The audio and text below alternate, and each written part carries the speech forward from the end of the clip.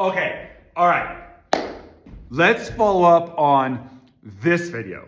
Calls with other ministers, and they'll be talking about how much time they put into studying for their messages, and then there's like 7 people in the audience, in their congregation. Okay, I got a lot of comments on this video, and one thread I had to even delete.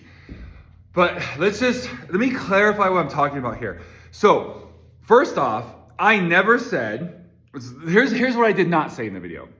I never said that, or in any way made it that having a big crowd to preach to is superior. And I never said that we shouldn't spend time studying our word.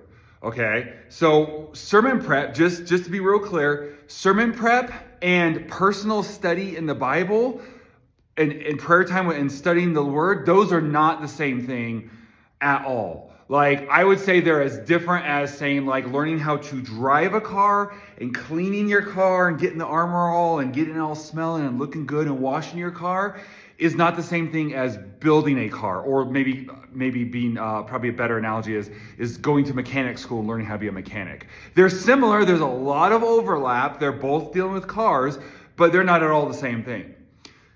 Cracking open the textbook and learning how a transmission works is not the same thing as washing your car so it looks good when you drive down the road and you can impress people. So I did not say that we should be putting time. We should be putting, especially as ministers, I'm just going to say a crap ton of time into studying our word. In fact, hold on.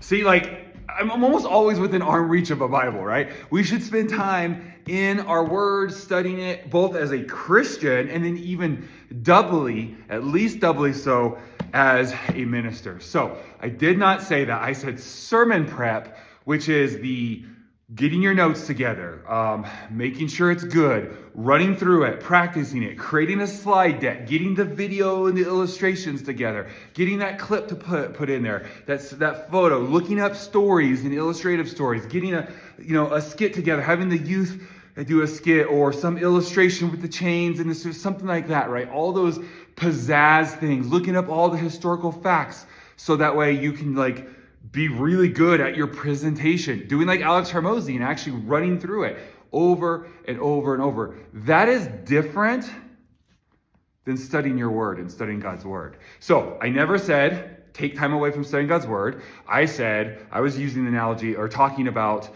spending time on sermon prep. And again, I didn't say we need a big crowd to preach to. I said you need to be reaching the lost in your community. Okay, we're going to do a part 2.